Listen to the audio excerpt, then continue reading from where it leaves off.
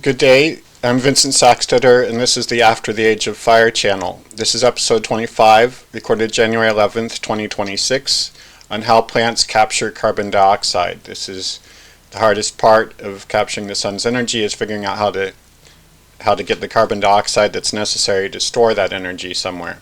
And so that's why I'm spending this episode on that. It's really a spectacular thing.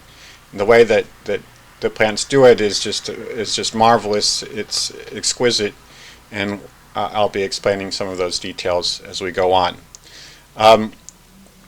This is a prepping channel, but it's not your average prepping channel.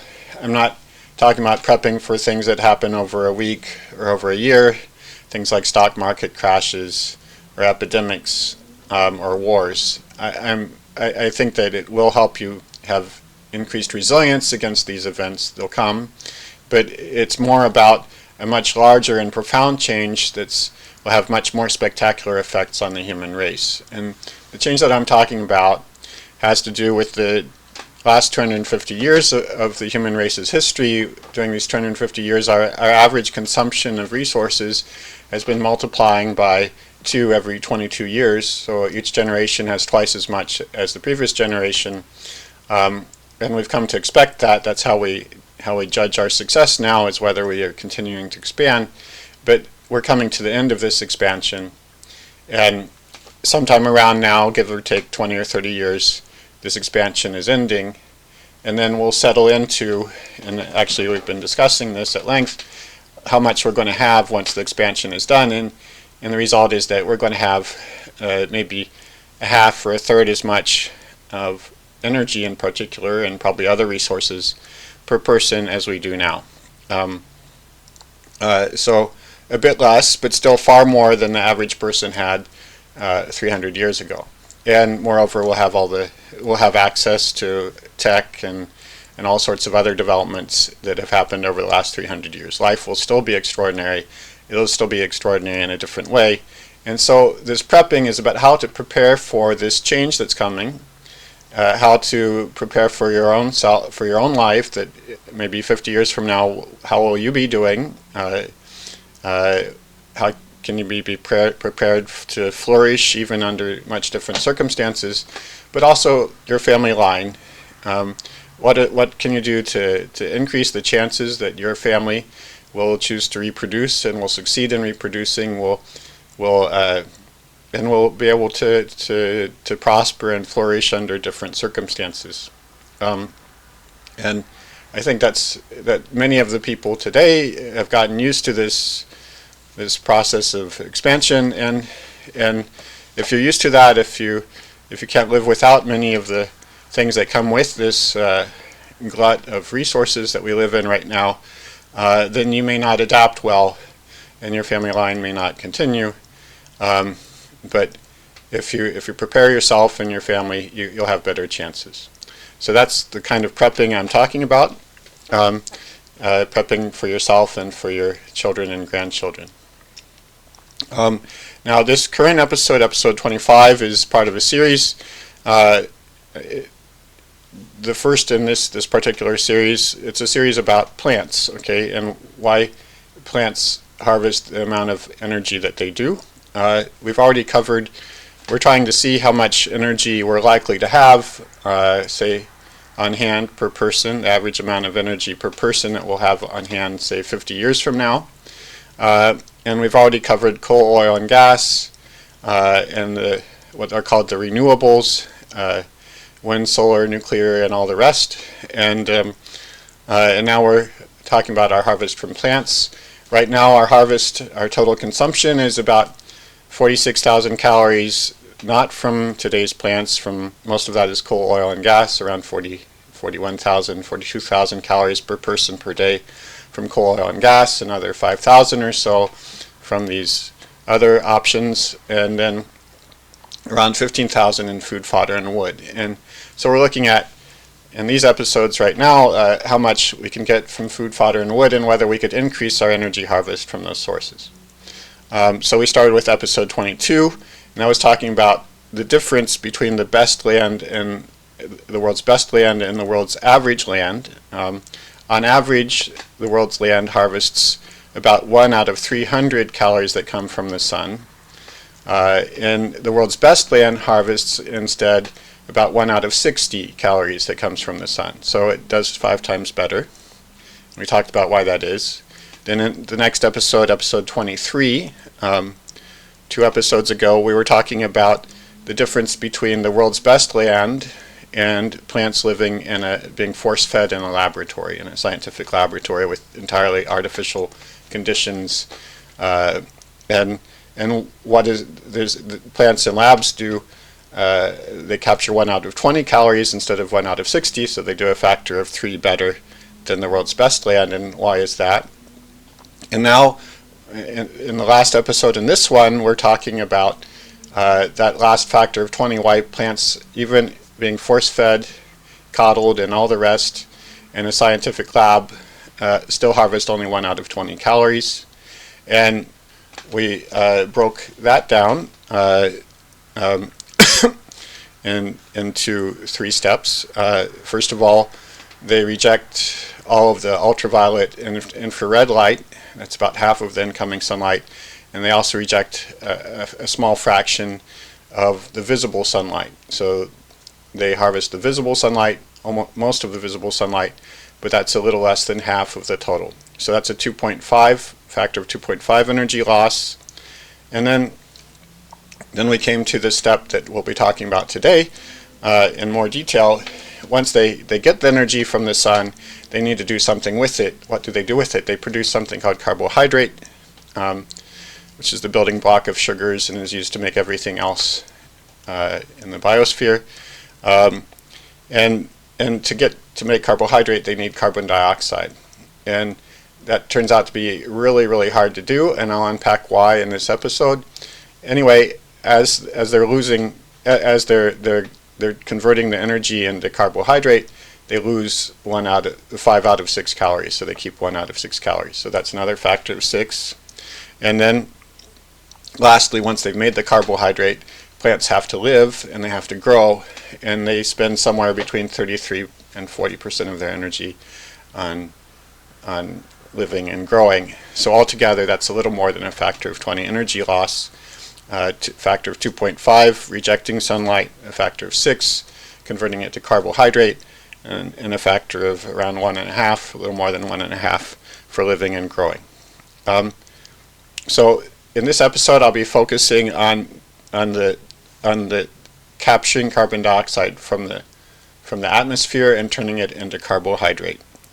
And this is the centerpiece of the whole of what plants do. It's the hardest thing. It's harder than capturing the sunlight, and it's really hard. So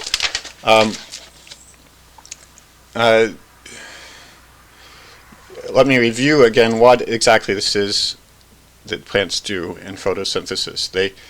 They take, well, let's talk about what we do when we just in our normal activities, how we use energy. Well, we breathe in oxygen, and we eat carbohydrate, and then we take those two things, oxygen and carbohydrate, and we have some sort of chemical reaction inside of our cells, and we breathe out carbon dioxide. We also breathe out water vapor. We produce water vapor when just when we use energy, and also we get some energy. So inputs for us are oxygen and carbohydrate, and the outputs for us are energy, carbon dioxide, and water. And that's where animals are the exact reverse of plants. Plants do the exact opposite. Their inputs are our outputs. Their inputs are carbon dioxide, energy from the sun, and water. Their outputs are oxygen and carbohydrate. Just exactly reverse. And how much carbon dioxide do they need? Well, for every kilo of dry plant material that a plant produces, it needs around 2 kilos of carbon dioxide. And this is the hard part. Carbon dioxide is really hard to get, and I'll talk about why in a minute. So first of all, putting aside why carbon dioxide is so hard to get, just acknowledging that it's hard to get, you might immediately think, well, couldn't we do better? Can we find a better way of harvesting energy that doesn't involve carbon if it's so hard to get? Why did the biosphere somehow select carbon? Certainly there must be a better way. And as its energy storage material. And I have two answers for that. One is this is already decided. It was decided 2 billion years ago, and we humans and everything that's living around us is based on carbon. Okay, and if you start thinking about other ways of storing energy besides carbon, some other element or whatever, you're talking about some other world. You're not talking about our world anymore. So this is already decided, and if you're not talking about improving plants or improving the biosphere, you're talking about some other planet, okay, one that we're not living on. So that's one answer, is there's no point talking about other choices of energy storage for plants. They've selected theirs, it's carbon, and we've selected ours, it's carbon. That's how we get our energy. And then the second point I want to make is that carbon is actually a much better way of storing energy than anything that the human race has been able to come up with until now. And I've mentioned this before. I discussed this before in a previous episode. About why renewables. It was the episode about why renewables always fall short.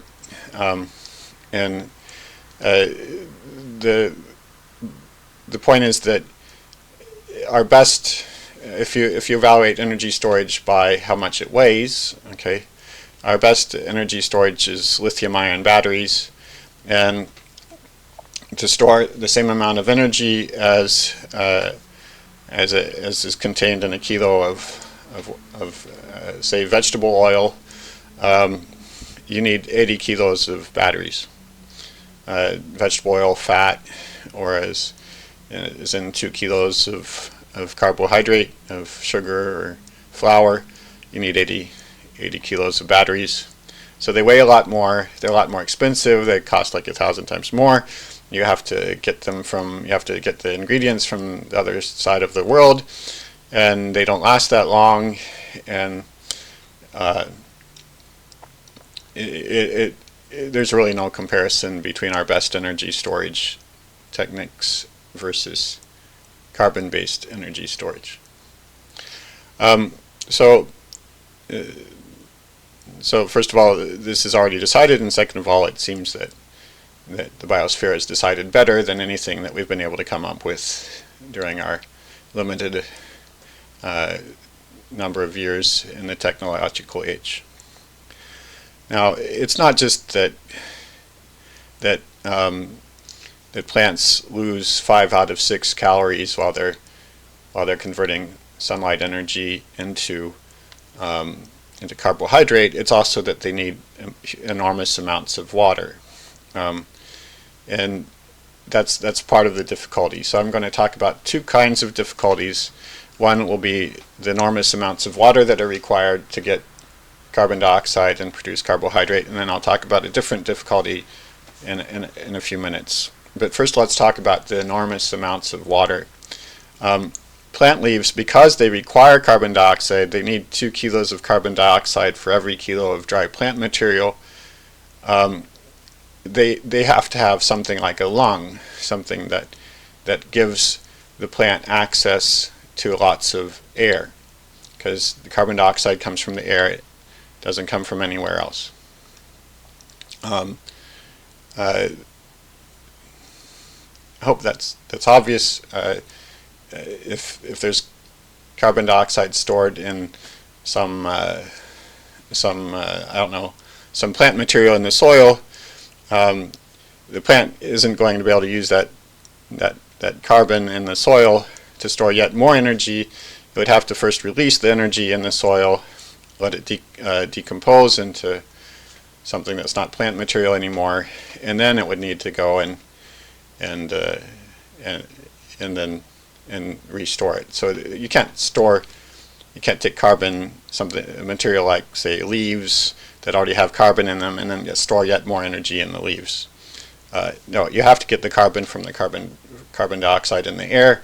Then you can add some energy to it. You get your carbohydrate. You get more plant material. And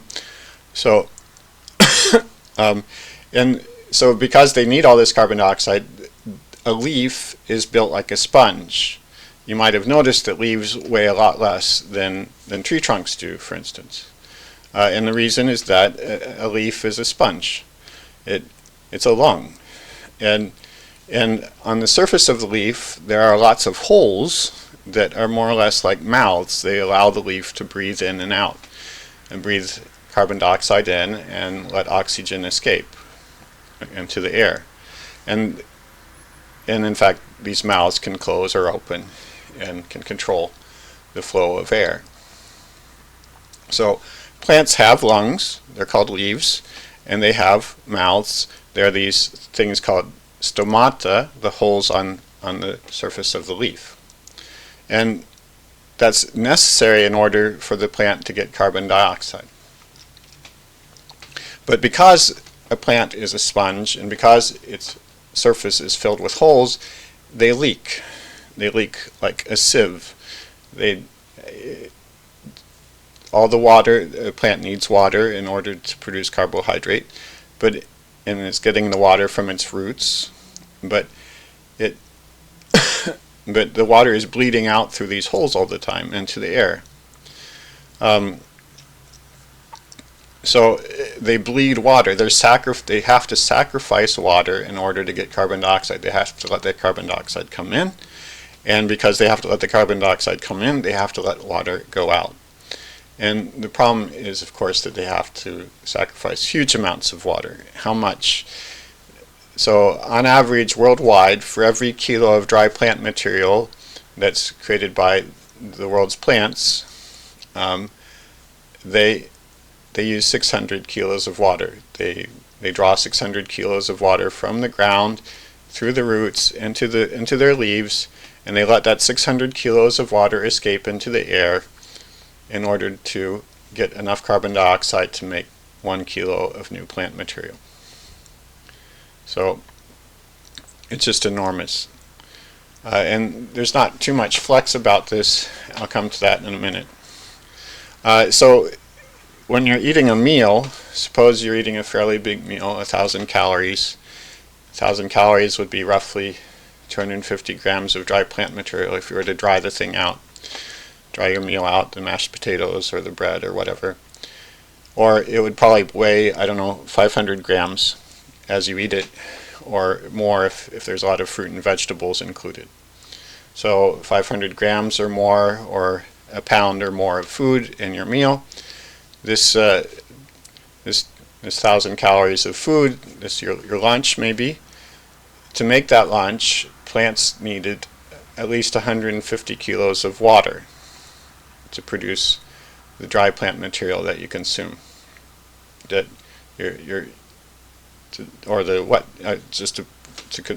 produce the grain or the vegetables or the fruits. And in fact, if you are consuming meat or dairy products as part of your meal, then the plants had to consume a lot more than 150 kilos of water. So when you think about the food that you eat, you have to realize that accompanying that food is an enormous amount of water that was used by the plants to produce your food. 600 times more water.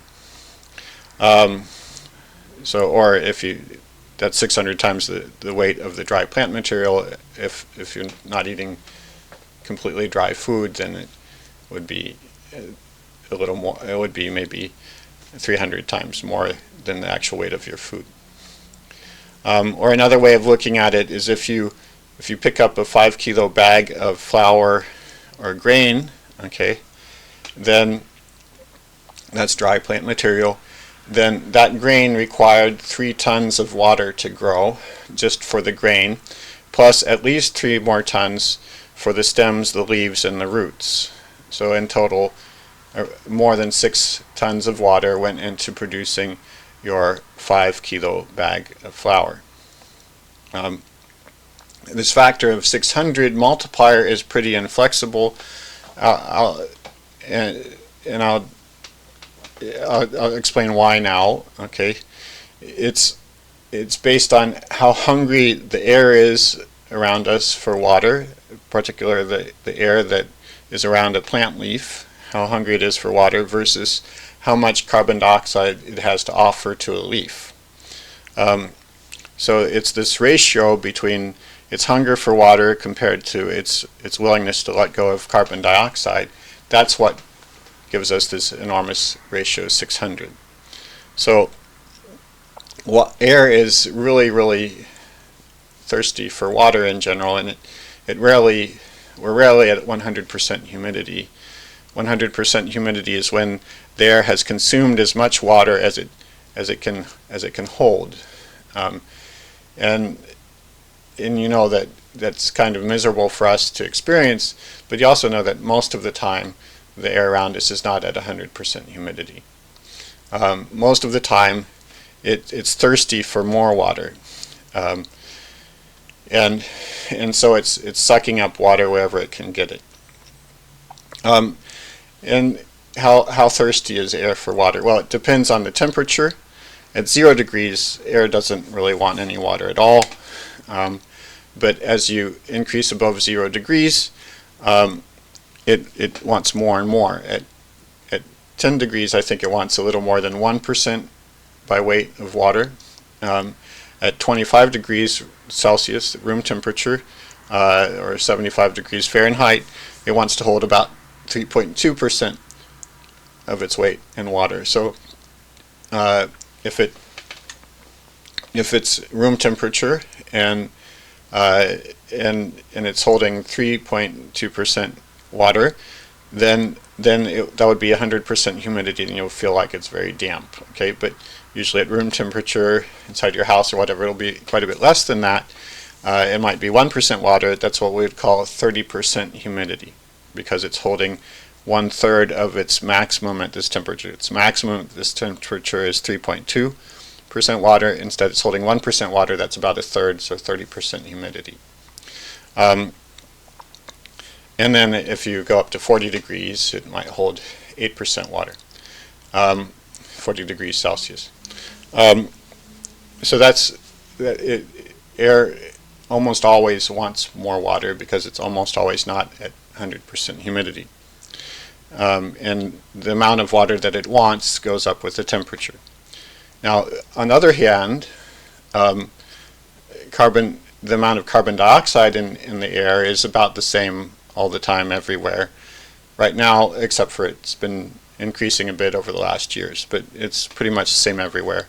It doesn't change from day to day. It's about 0.04% of air is carbon dioxide. So it's a minuscule amount. It's less than 1,000th of air is carbon dioxide. Whereas at room temperature, if it's 100% humidity, the air will have 1/30th of it will be water. Okay, that's how much it wants to have at room temperature, 1/30th water. Whereas at room temperature, at any other temperature, it'll be 2/5 of 1,000th water. 0.04%. Really, really tiny. Okay. Now it was a bit less than it was a bit less 50 years ago, 100 years ago, but it's still, as I'm pointing out, it's tiny. I'm not saying that there's no problem. Maybe sometime I'll get around to an episode about the effects of carbon dioxide on our climate or whatever, but I'm not talking about it now. I'm just saying that whatever the effects are, whatever you want to think about those effects, the fact is the amount of carbon dioxide in our air is tiny compared to the amount of water in the air. So overall, if you're at room temperature, suppose you have a plant growing at room temperature out in some field, and it's around air. The air around it wants to hold 3.2% water, okay? And meanwhile, the air has 0.04% water to give, carbon dioxide to give to the plant. What's the ratio of, what's the difference in those amounts? Well, it's 1/30. It wants to be 1/30th water. The air wants to hold 1/30th water, and it's only it's 1/25th of a percent carbon dioxide. So the difference between those concentrations is a factor of 80. The air at room temperature, atmosphere at room temperature, wants to hold 80 times more water than it contains carbon dioxide. So we have the plant leaf growing in this air, and the air is screaming, give me more water, give me more water, give me more water, okay? And meanwhile, it has a little bit of carbon dioxide floating in the air, and that carbon dioxide is floating into the leaf and available to the leaf to use, but meanwhile, the air is always sucking out water as fast as it can. It wants 80 times more water than it's willing to give to the leaf. So that's a factor of 80, and it goes up and down with the humidity and with the temperature, but it's a large number, okay? It's a large number. And it's also one that we can't control a lot because we can't control very well the humidity or the temperature of the world's crops. Can do a little bit about that maybe, but not much. We aren't going to change that factor of 80. Then there's another factor of 3, because when carbon dioxide does come into a leaf, the leaf's stomata, its mouths are open, and around 2/3 of the time, the carbon dioxide will leave the leaf before it gets harvested or captured by the leaf. So it comes in and gets out. It's only around 1/3 of the time that it comes in and gets stuck inside of the leaf and gets turned into carbohydrate. So that's another factor of 3. So the factor of 80 times 3 is a factor of 240. And then there's yet another loss, because water is lighter than carbon dioxide and it moves faster. So the water makes its way out of the leaf more quickly than the carbon dioxide moves into the leaf. It's a factor of 1.6. That gives us a factor of 400 so far. So that's where, and then of course there's the factor of 2 difference between the dry plant material, the kilo of dry plant material, and the 2 kilos of carbon dioxide. So my point is that we're in big numbers, and there's really no way to change this factor of 600. It's just built into the fact that the atmosphere just doesn't contain much carbon dioxide. So when a leaf opens its mouths to allow carbon dioxide in, it also bleeds. It also opens its mouths to bleed water out at an enormous rate. There's nothing, one goes with the other. There's no way to do one without the other. Okay, so that's the first difficulty with harvesting carbon dioxide, the fact that you have to give huge amounts of water for it. And that's why when plants don't have water, they just don't grow. Just zero growth. It's not that now often they go on and die, okay, but first thing is they just can't photosynthesize. They can't harvest sunlight. But there's a second difficulty that's also an enormous difficulty for plants. And I've talked about the fact that they have lungs, that's what we call leaves, and they have mouths, that's what we call stomata, they're the holes on the leaves, on the surfaces of the leaves. So they're like animals in that respect, that they, like animals, have lungs and they have mouths, okay? But there's a big difference between plants and animals. And it's not just that they do the reverse of what plants and animals do. They breathe in carbon dioxide and breathe out oxygen. They take in sunlight and they produce carbohydrate, okay? But it's that the atmosphere, as I've mentioned, provides for us animals huge amounts of oxygen. 1/5, 20% of the atmosphere is oxygen. And we really depend on it. We depend on having a lot of oxygen in our air. In fact, if you take a human and you march him up Mount Everest, to the top of Mount Everest, where there's less than 7% oxygen, 1/3 of the amount that there is at ground level, at sea level, that's called the death zone. And the reason why it's called a death zone is because a person may be able to live there for a while, but all the time that he lives there, it doesn't matter how warm you keep him or how much you feed him, he'll be losing muscle mass. Why does he lose muscle mass? It's because he just doesn't have enough oxygen. He has only 7% oxygen at that altitude. The 20% concentration of oxygen in the air is also the reason why fires burn so well. So everything about animals depends on having lots of oxygen available so that when we want to use it to get something done, we can use it, and we can push things around, we can move ourselves around. The oxygen is ready, and we have the carbohydrate ready, and so we can make things happen. That's what animals are about. And that's also what fires are about. In contrast, the amount of carbon dioxide in the air, as I've mentioned, is less than 1,000th of air. It's 2/5 of 1,000th. It's 0.04% of air is carbon dioxide, and that's just enormously smaller. It's compared to the death zone concentration of 7% oxygen.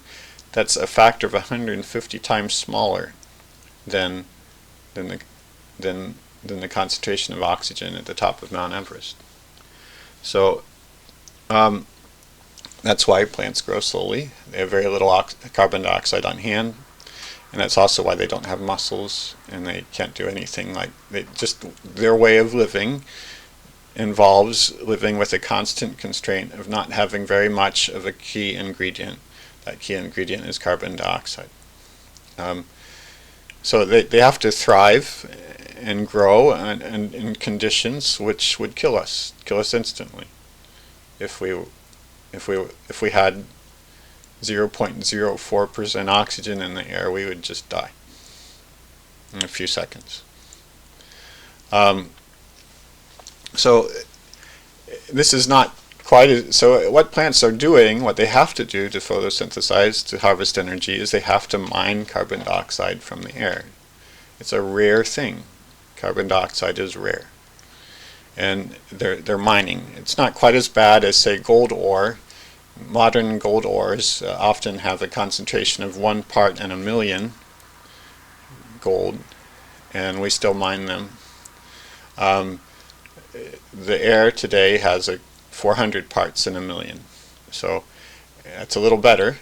It's quite a bit better, but it's still very hard to mine at that concentration, and it's made harder by the fact that a plant has to not spend much energy. When we mine and refine materials, we spend energy. We always melt them, for instance, and do things with them, and we're perfectly willing to spend some energy to get that material. And plants, the whole point here is that they're trying to harvest sunlight energy and save it somewhere, so somehow they have to get the carbon dioxide while spending very little energy. And there's another challenge, which is that when we mine things, we're perfectly willing to use materials that are poisonous in order to help us get whatever we want out of the rock, or whatever chemical reaction we want. And plants don't have that option. They have only a limited repertoire of materials that they can use without killing themselves. So, and they have to grow where they're planted. So whatever is on hand underneath their roots, that's what they have. That's how they're going to harvest. So, on one hand, sure, the concentration of carbon dioxide, it is rare. It's not as rare as gold and modern gold ores. But on the other hand, plants have some difficulties that we don't have when we mine things. So it's really quite a challenge. It's a rare material, and the plant has to do it with its hands tied behind its back. So it's time to talk about the plant's solution to this challenge, and its solution is rubisco. Rubisco is a machine. It's a molecule. It's what's called a protein.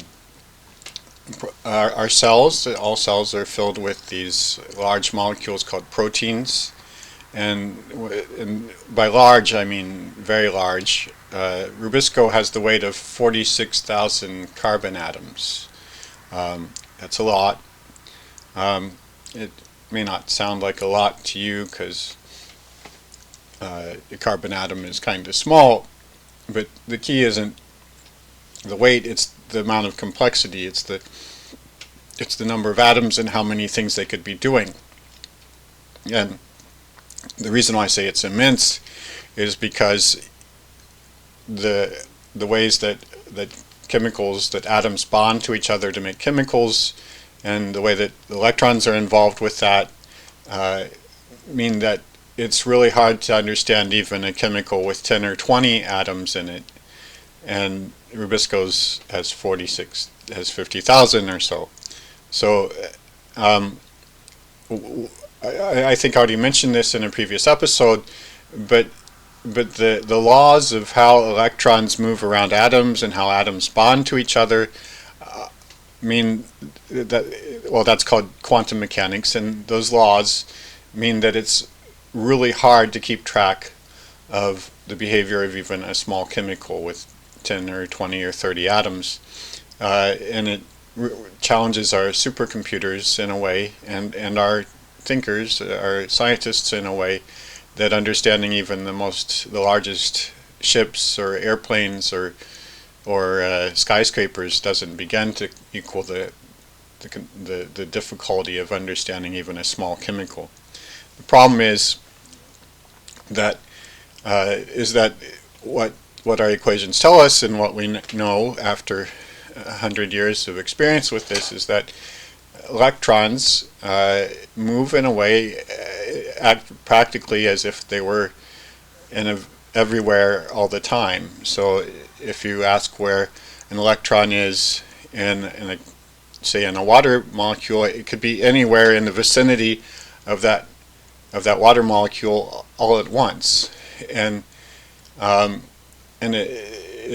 that allows each, and there would be more than one electron in a chemical, and once you get 10 or 20 or 30 electrons flying around and doing this trick of being more or less everywhere at once, it means that they can tie knots around each other, and they can do dances with each other that really are impossible for us to figure out. Our supercomputers just very quickly run out of steam, even with tens of electrons.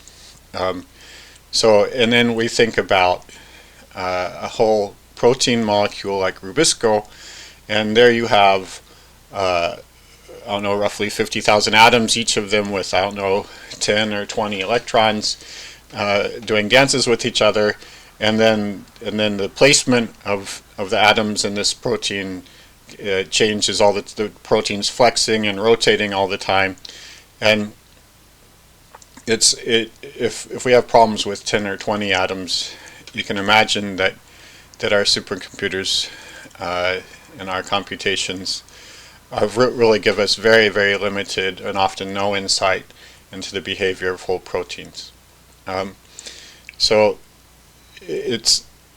We have, however, been studying rubisco. Rubisco is the centerpiece of the way that plants harvest sunlight. There are many other proteins involved. There are also proteins that support rubisco. It's a cast of thousands and it has many helpers, but this is the centerpiece. And we've studied it, and we've studied it intensively ever since we discovered it. and there are long scientific reports, many scientific papers about them, and summaries and so on, and it's extremely intricate. What we do understand is extremely intricate and hard. I mean, it really takes a lot to wrap your mind around it, and that's what we understand. There's still a lot that's mysterious about it, about its behavior, even about its large-scale behavior, much less the details of the individual atoms and what they're all doing. So, roughly speaking, rubisco, looking at it from a distance, looks roughly like a donut, but actually what it does is not based on the donut shape. It's based on all the placements of all the individual atoms and how they interact with the carbon dioxide that's coming in. So I'm not going to go over the details of those atoms. First of all, I can't comprehend it myself. I think you really have to be a specialist who's been studying rubisco for many years to begin to have a grasp of what you're talking about. And I'm not that specialist. I do know, I think I can speak with authority about the difficulties of understanding even small molecules, because I've worked on solving quantum mechanics for specific materials and understanding the behavior of materials using supercomputers for much of my career. But I can't say anything particular about the details of rubisco. What I can tell you is something about the style that rubisco uses to solve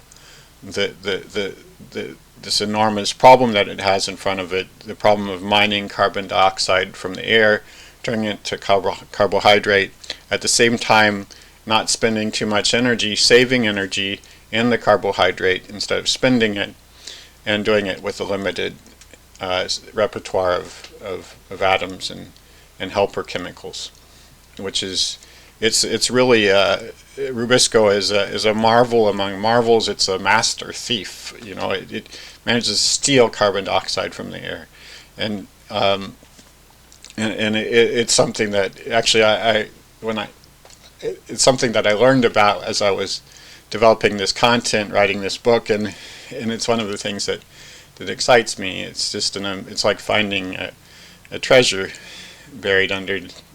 It's buried treasure. It's amazing. So overall, what is the style and strategy that rubisco uses for mining carbon dioxide from the air? And overall, its strategy is to coax carbon dioxide, to help it a little bit at a time, to move slowly, and to just sort of nudge it here and there in order to get it to let go of. So what your carbon dioxide is a carbon and two oxygens, and what you're trying to do is to get that carbon to let go of one of the oxygens and then to absorb two hydrogens, and then you have, instead of carbon and two oxygens, you have carbon, two hydrogens, and one oxygen, and the name for that chemical is carbohydrate. Carbohydrate stores energy from the photons that have been harvested, and you can take 6 of these carbohydrates to make a fructose molecule, that's fruit sugar, or 12 of these carbohydrates to make a table sugar molecule, sucrose, and then you can use that carbohydrate or sugars to make all the other materials that we eat or that grow in plants. Okay, so rubisco does this by not trying to force carbon dioxide. It's by coaxing carbon dioxide into letting go of that oxygen and absorbing the hydrogens. And it takes its time. It gets every detail right, and in fact every detail of rubisco is pretty much right. I'll tell you why. And rubisco itself is extremely intricate machinery. As I've told you, a 30 atom molecule is already so intricate and complex that it is as hard to penetrate as it's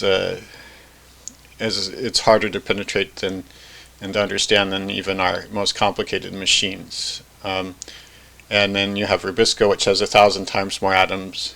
So it has that. It is unimaginably complex and intricate.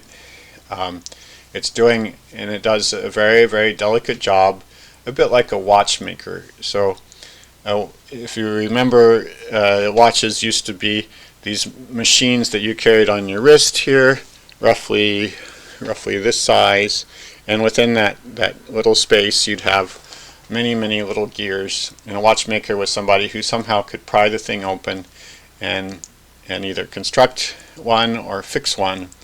And I think that's how Rubisco goes at its job of mining carbon dioxide. So let's talk about the size of Rubisco. It's 12,000 times heavier and than carbon dioxide. So it's huge. If you want to think about what that ratio of size is compared to, well, let's suppose instead of a carbon dioxide you had a human being, and there was some service being offered this human being instead of being converted from carbon dioxide to carbohydrate. Perhaps the human being is going on a shopping trip in a grocery store, and in fact, or maybe some service, I don't know, maybe a haircut, who knows, but roughly speaking, the comparison in size between Rubisco and a carbon dioxide is like the difference in size between a human being and a fairly large grocery store. So it's a rather large object, and it allows in 8 clients at a time. So it processes 8 carbon dioxides at a time, and so that means that grocery store is pretty empty, and it's also very selective. For every 100,000 people who show up at the front door trying to get in, it rejects all but one. So 100,000 carbon dioxides come knocking, one gets in, and then it processes that one, and then it takes another one. So very selective, and it's very slow and careful about its work.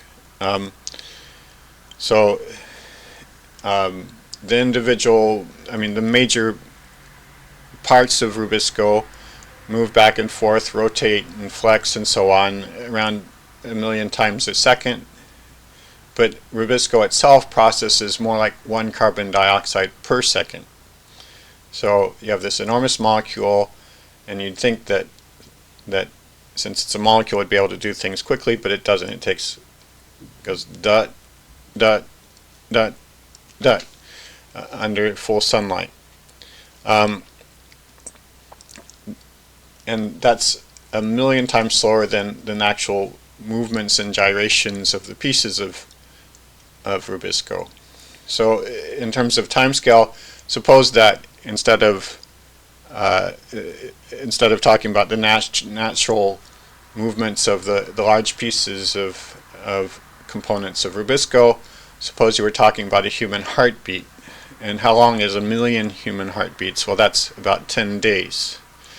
So it's as if your person walking into this grocery store comes in, he's allowed in, and then 10 days later he walks out, and he's been turned from a carbon dioxide into a carbohydrate.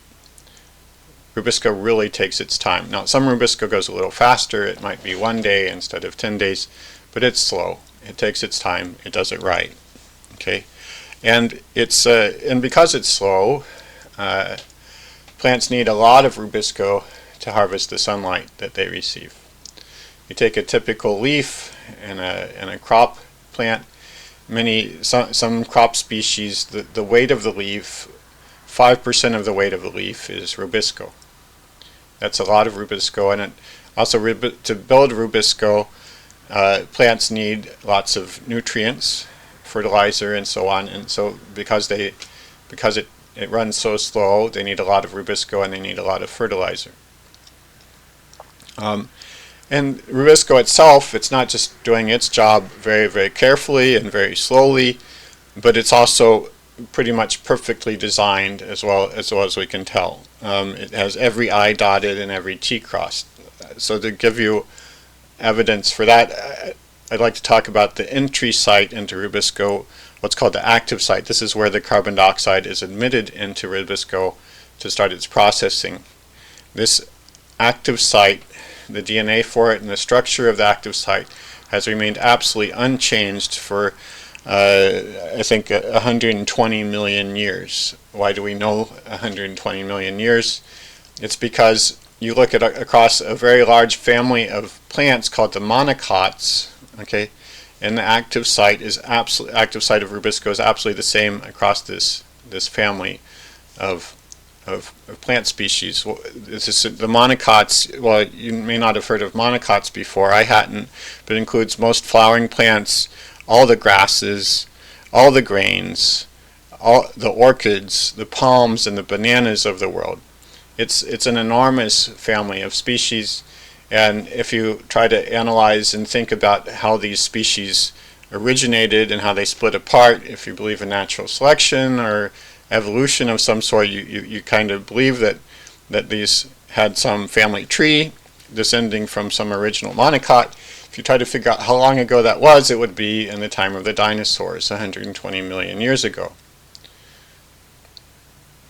So across this huge family of species living all over the world with many, many different needs and different plant types and so on, across the active site, the entry point into rubisco is absolutely unchanged. It's perfect.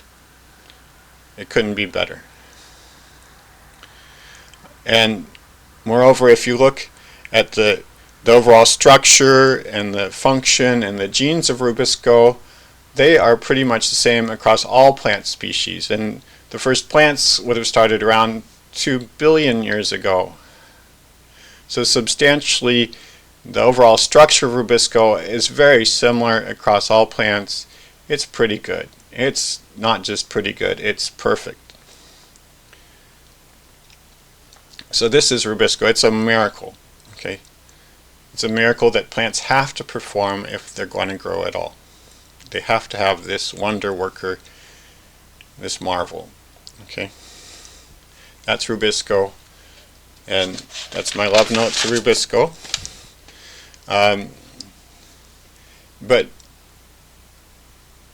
with all this said about how wonderful it is, I immediately want to bring up something that some people think of as a malfunction in rubisco, something that it does wrong and does wrong frequently.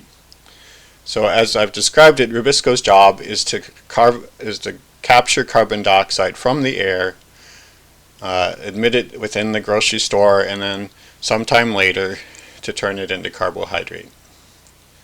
Okay, and I want to contrast that to an animal's job like my own. My job is to take carbohydrate and turn that carbohydrate into carbon dioxide and water and some energy. So it's the opposite way of doing things. Okay, and I'm taking carbohydrate and oxygen. I take them and I turn them into carbon dioxide. So it's the reverse process. Plants take carbon dioxide, turn them into carbohydrate. Animals take oxygen and carbohydrate and turn them into carbon dioxide. Okay, so here's the malfunction that some people think they see in rubisco, the fatal flaw or whatever. Sometimes rubisco doesn't change carbon dioxide into carbohydrate. It has access to the air because the air is inside the plant leaf, and so it has access not only to carbon dioxide but also to oxygen. In fact, there's a lot more oxygen than carbon dioxide, and sometimes instead of processing the carbon dioxide, it processes oxygen. It takes the oxygen, admits it where the carbon dioxide should have come in, and then it does something to it. It turns it into a chemical called 2-PG. It's a pretty simple chemical as chemicals go. It's not a protein, I think.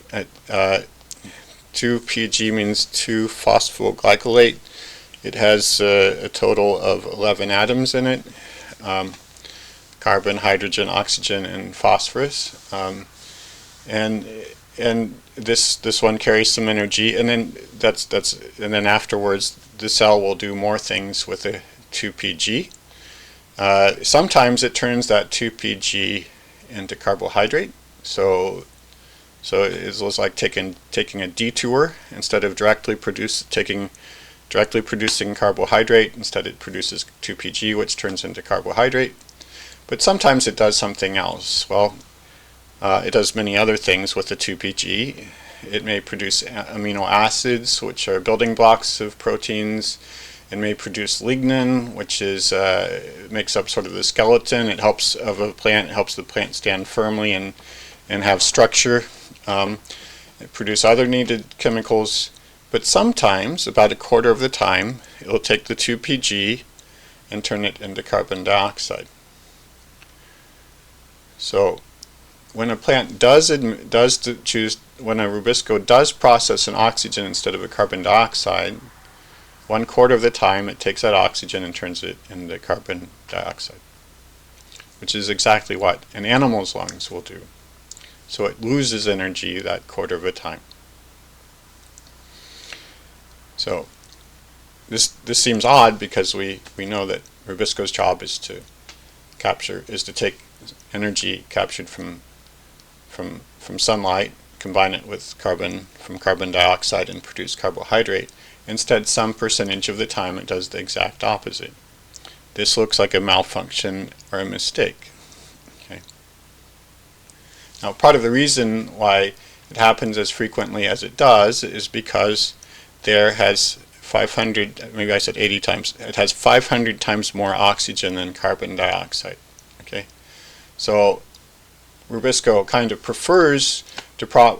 much prefers to process carbon dioxide instead of oxygen, but because there's so much oxygen on hand, from time to time it takes the oxygen instead. Okay, and another thing to think about, and I'll bring this up again later, it does it more often when the temperature is higher. It accepts oxygen instead of carbon dioxide. It does supposedly the wrong thing more often at higher temperatures and less often at cooler temperatures. But roughly at room temperature, about 3/4 of the time, rubisco will take a carbon dioxide, room temperature, with the current concentration of carbon dioxide in the air and the current concentration of oxygen in the air. It'll accept a carbon dioxide 3/4 of the time and turn that into carbohydrate. So it's doing the right thing 3/4 of the time. But a quarter of the time, it will instead take the oxygen. This varies depending on temperature. A quarter of the time, it'll take an oxygen and generate 2PG, and then all the possible byproducts afterwards. So that means that since it's almost as if 3/4 of the time we're taking a step forward, and a quarter of the time we're taking a step backward. At least this is taking a pessimistic view, a negative view of what it's doing. I'll talk about some reasons why you might think it's not so bad in a minute here. Okay, so overall, since it's taking 3 steps forward and a step backward, it means that the energy loss could be a factor of 2. It could be losing half of the energy depending on the temperature and other factors. Just because sometimes it absorbs oxygen instead of carbon dioxide. So overall, when scientists look at this feature or characteristic of rubisco, they tend to think many of them tend to think as if rubisco were mentally handicapped, an idiot, somebody who can't walk straight. Maybe rubisco has seizures every 5 seconds or something like that. Just shuddering, it manages to get something done, but only barely. Just as if it were somehow just defective, the way that you might think that certain human beings are defective because of their genes or something like that.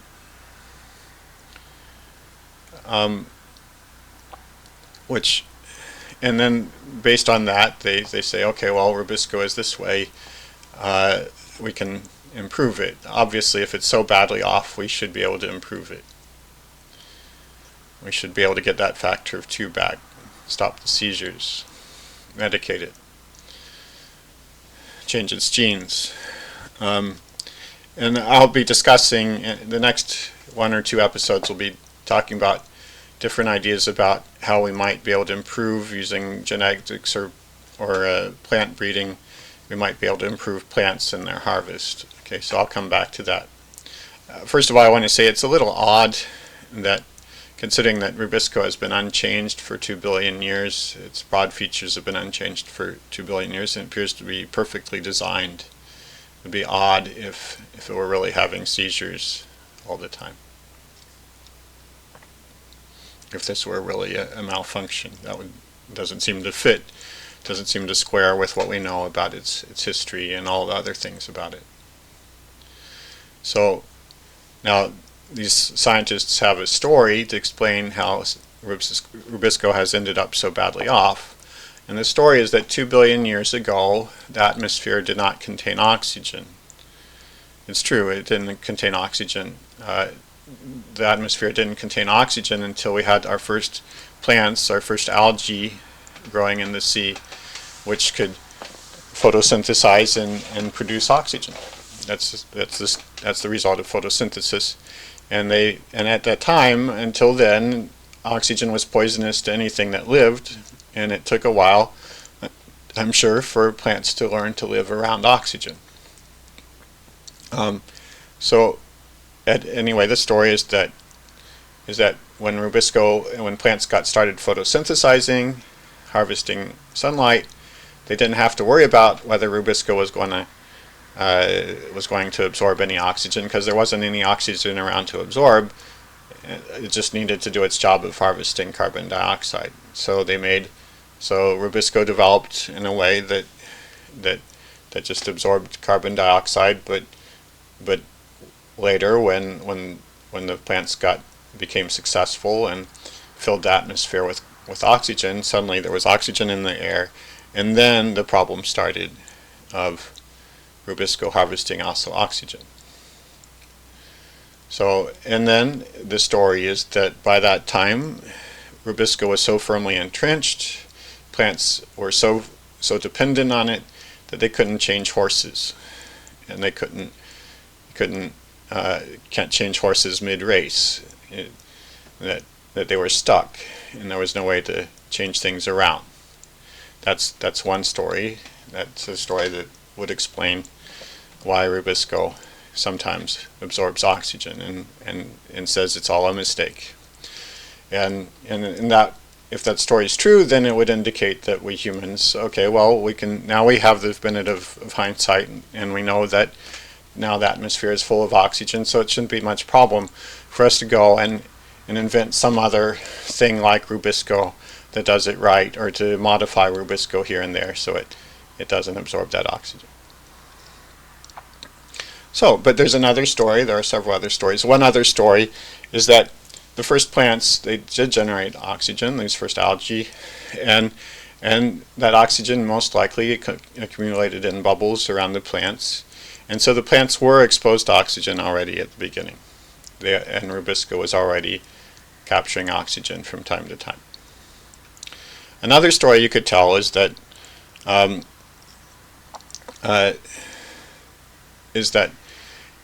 it's really hard to get something to always be the same, or to make something pure, or to do it right every single time.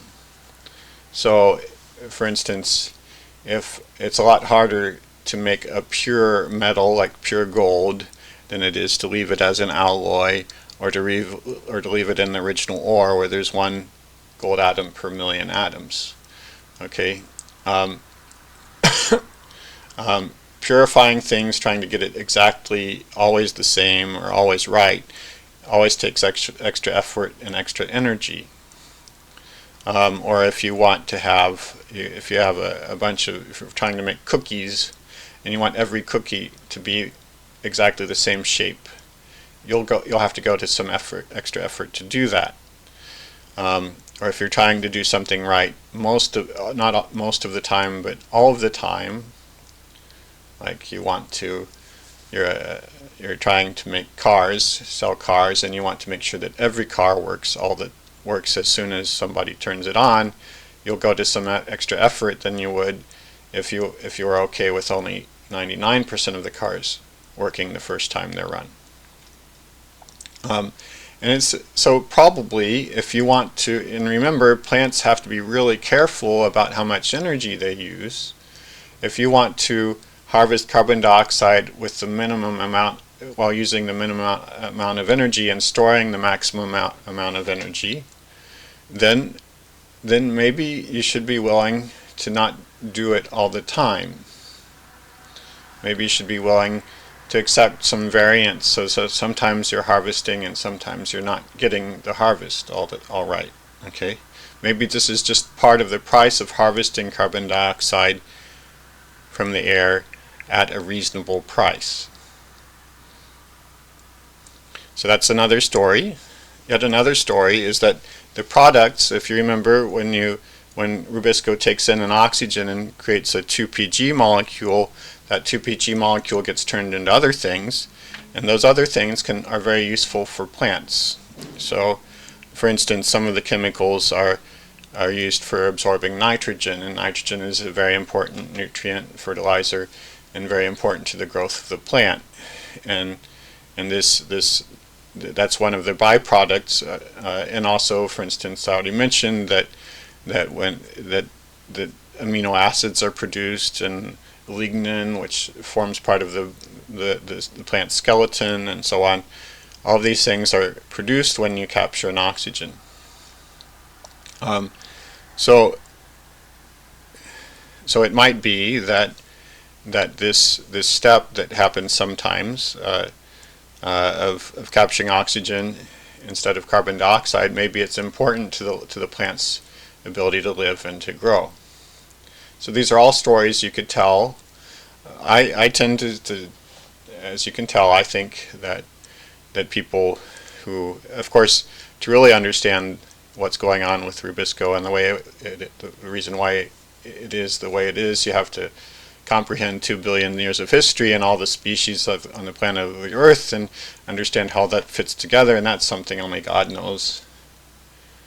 I'm not God, but my suspicion is that scientists who think that this supposed malfunction is in fact a genetic defect just haven't understood the whole picture yet. I think that rubisco is a marvel, and I think you should too. For all that said, it is a difficulty. Rubisco, you have to build an awful lot of, the plant has to build an awful lot of rubisco. It goes about its work slowly. They need a lot of rubisco, and then sometimes the rubisco isn't producing carbohydrate, and the temperature goes, the problem grows worse as the temperature goes higher. So plants have, some of the world's plants, you can break the world's plants into 3 categories depending on what sort of help they give to rubisco. One category, which is called C3, I want to explain why, it's just scientific terminology, is just as I've described. And this is 98% of the world's plants. It's almost all of the world's plants are this way, of spongy leaves with their mouths open wide almost all the time, that spend 600 kilos of water for every kilo of dry plant material, and that expose the rubisco to a lot of oxygen, because they're just exposing the rubisco directly to air. And this includes almost all of the world's species.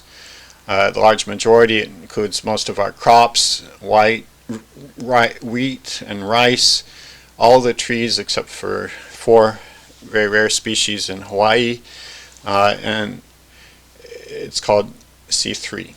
Okay, but there are 2 other categories, and I'll wind up this episode by discussing the 2 other categories. One of them is called C4, and in C4 the leaves have been reorganized so that they're they have tubes running down through the leaves. Through the leaves are made out of tubes, okay, and the tubes have two layers. So here's an inner layer and here's an outer layer, okay, and the outer layer's job is to pump carbon dioxide into the inner layer, so that it takes carbon dioxide from the air and pumps it into the inner layer of the tube. And the inner layer contains the rubisco and does the actual photosynthesis, okay. So in the inner tube where the rubisco is, there's a lot more carbon dioxide and not so much oxygen. Okay. And this is a C4 plant. This sort of architecture of tubes and rings is called the Kranz anatomy. It comes from German. Kranz means ring, this ring here. And this anatomy, this architecture, the C4 architecture, uses half as much water, so 300 kilos of water per kilo of plant material, and and because there's a lot more carbon dioxide where the rubisco is, they much less frequently absorb oxygen, so there's not not as much of this second process of turning oxygen into 2Pg and other things. Instead, almost all of the time, it's capturing carbon dioxide and turning it directly into carbohydrate. And because of that, because they almost never capture oxygen, these plants don't have their photosynthesis doesn't get worse at higher temperatures like almost all plants do. So almost all plants have photosynthesis that gets worse. In other words, they capture more oxygen and less carbon dioxide as the temperature increases, but these C4 plants, they stay about the same as the temperature increases. So, in other words, most plants do worse at photosynthesis as the temperature increases. C4 plants do about the same, and so at high temperatures they do better. So, and because they have a higher concentration of carbon dioxide in the inner ring of the tube, they need less rubisco, and therefore they need less fertilizer, less nutrients. So these are all advantages of these C4 plants. And they make good weeds. They grow, many of the world's weeds are C4. They grow well in situations where other plants have a hard time because of temperature, or because of poor soil, or because of not enough water. Some of our crops are C4. There's corn, sugarcane, millet, and sorghum. Those are the big four. Okay. If you can think of a crop that isn't one of those four, it's probably C3. Corn, sugarcane, millet, and sorghum. Okay. And they're about 2% of the world's species. So they're not very common. I want to talk a bit about the break-even temperature where C3 gets to be worse than C4. Right now, about 400 parts out of 400 parts per million of the Earth's atmosphere is carbon dioxide. That means 400 out of a million, and in 2025, a little more than 400. And at this concentration, the break-even temperature is 22 degrees Celsius, or around 71 degrees Fahrenheit. In other words, at that temperature, 22 degrees Celsius, at temperatures above that, C4 plants like corn and sugarcane harvest better than wheat and rice and trees and things like that. Whereas at lower temperatures, the wheat, rice, and trees do better. They're more efficient. Now this temperature, this break-even temperature is changing. In 1850, there was less carbon dioxide in the air, and then the break-even temperature was 17 degrees Celsius, or 62 degrees. And then based on, even if we did control and then end our consumption of coal, oil, and gas, we could easily reach 700 parts per million, almost double, of carbon dioxide, almost double today's level by 2100. If we do, which it seems quite likely, that's even if we did control and cease our burning. then the break-even temperature would go up to 32 degrees Celsius or 90 degrees Fahrenheit. At that point, I can't see that C4 would, that corn or sugarcane would have much of an advantage, because 90 degrees is pretty high, or 30 degrees Celsius. But it would still have an advantage that it needs less water, it needs half as much water, and it needs less nutrients. Now let's move on to the third category, which we have plenty of experience with if you've seen cacti or succulents. These are called cam plants. So there's C3, C4, and there's cam. And it's not just cacti and succulents. Succulents are a bit like cacti with big fat leaves. And the third kind is epiphytes. That means plants that grow on top of trees and other plants, and therefore aren't able to stick their roots down into the soil, and they don't have as much water. So these plants really need to conserve water to do the best they can with limited amounts of water. And so they found another trick, different from C4, which allows them to use 1/8 as much water as C3 plants. So they use 80 kilos of water for each kilo of dry plant material, which is better than the 600 for most plants. And the way they do that is they use their stomata, the mouths on the surface of the leaf. They use those to close those mouths and to not breathe at all during the day. So they hold their breath during the day, and at night they open their mouths, and then they breathe in carbon dioxide. So they breathe in carbon dioxide, they store it, and then during the day they use that stored carbon dioxide, they give it to rubisco, and rubisco uses that for photosynthesis. So it's a trick that involves holding your breath 12 hours of the day. And the reason why this helps a plant is because, as you know, the reason why plants give away so much water is because air is really hungry for water. It really wants water. But it's not as hungry at night. The reason is that at night the temperature decreases around the world, everywhere. When the sunlight goes away, the temperature goes down. And so the air gets cooler, and so it becomes less hungry for water. That's why we often have dew on the ground at the end of a night, because the air has gotten so cool that it can't hold all the water that is in it. It has to give up some water. It gives it to the ground, or to wherever, to the grass or whatever. It's the same idea here. Even in a desert, where cacti will grow, the temperature will decrease, and therefore the air is not as hungry for water, and so it's safer for the plant to open its mouths and breathe in, because then the air won't be demanding as much water in return.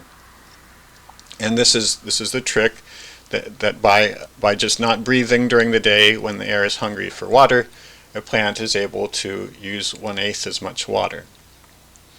And